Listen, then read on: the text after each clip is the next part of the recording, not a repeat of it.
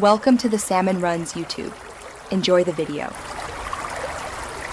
You start by preparing the cloud and your environment. Create a GCP project and enable the Cloud Translation API, then create a service account and download its JSON key so your code can authenticate. Once done, set the environment variable Google application credentials to that JSON file path.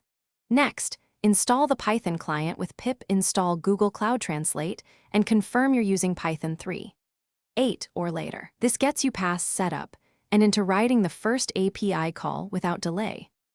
You now construct the client and run the translation. Import the appropriate client version, translate v2 for simple use or the v3 client for advanced features. Instantiate the client using default credentials so the JSON key is used automatically. Prepare the text, set target language codes like EASE or ZH, and include optional model or glossary ID if you need consistent terminology. Then call the translate method, await the response, and parse translated text and detected source language so you can display. Finish by integrating the translation call into your app and cleaning up credentials.